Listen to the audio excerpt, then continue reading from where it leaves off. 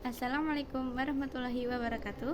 Allahumma shalli ala Muhammad wa ala sayyidina Muhammad. Yang saya hormati Abi Hanif dan juga Umida selaku pengasuh Pondok Pesantren Super Camp Lara Ibah Hanifida, dan juga untuk kedua orang tua saya yang saya sayangi yang saat ini berada di rumah, dan tak lupa untuk guru-guru yang mengajari ku dengan ikhlas, dan juga untuk teman-temanku yang aku banggakan.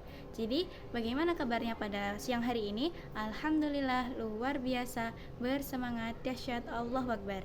Jadi perkenalkan, nama saya adalah Giza Azarina Najwa Umum dari kelas 7 MTS Al-Quran Super Camp Lara Ibah Hanifida. Jadi pada kali ini saya akan mempresentasikan video peta imajinasi saya yang berjudul tentang unsur cerita fantasi. Ini yang kedua. Jadi dalam di mapel bahasa Indonesia. Jadi di sini terdapat 4 cabang. Empat. Yang di cabang pertama itu adalah unsur interistik, di cabang kedua adalah struktur, dan di cabang ketiga itu adalah jenis teks cerita fantasi. Oke, lanjut di cabang pertama itu adalah untuk unsur interistik pada cerita fantasi. Jadi ini terdapat 8 jenis ya. Jadi yang pertama itu adalah tema, yaitu adalah ide atau gagasan yang melatar belakangi keseluruhan cerita. Yang kedua adalah tokoh, yaitu adalah tokoh itu adalah pelaku atau orang yang terlibat dalam cerita itu. Terus itu yang ketiga adalah penokohan, yaitu adalah pembuatan watak setiap tokoh. Jadi watak tokoh itu, jadi ini ada nanti yang sifatnya jahat, ada yang baik, ada yang ya gitu pokoknya. Oke, yang keempat itu adalah alur atau plot, yaitu adalah urutan dalam cerita pada cerita fantasi.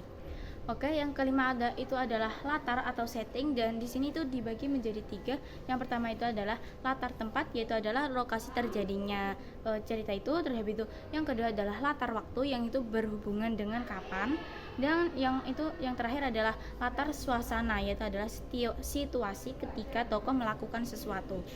Keenam adalah sudut pandang, yaitu adalah posisi atau pandangan pengarang dalam cerita. Nomor 7 itu adalah gaya bahasa, jadi merupakan ciri khas untuk pemilihan kata dan juga bahasa. Dan yang terakhir adalah amanat, yaitu adalah pesan yang ingin disampaikan. Lanjut di cabang kedua, yaitu adalah struktur. Jadi di sini terbagi menjadi 2, yaitu adalah orientasi dan juga komplikasi.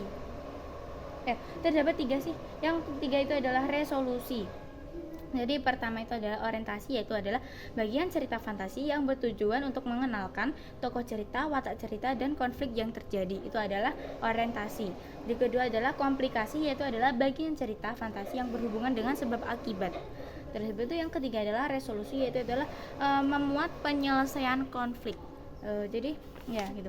Nah, itu di cabang terakhir ini terdapat jenis teks cerita fantasi. Yang pertama itu adalah cerita fantasi total, dan yang kedua itu adalah cerita fantasi irisan. Yang dimaksud pada cerita fantasi total itu yaitu membuat fantasi pengarang terhadap objek semua hal yang terjadi. Itu adalah cerita fantasi yang total. Kalau yang cerita fantasi irisan itu adalah memuat fantasi pengarang tetapi masih menggunakan unsur dalam dunia nyata. Maksudnya itu kayak seumpamanya namanya dari kisah nyata, dan juga latar kejadiannya itu tempat kejadiannya juga di dalam dunia nyata. Oke, cukup sekian video presentasi dari saya. Mohon maaf apabila saya ada salah kata, mohon dimaafkan, dan semoga video presentasi saya ini bermanfaat untuk kalian semua. Wassalamualaikum warahmatullahi wabarakatuh.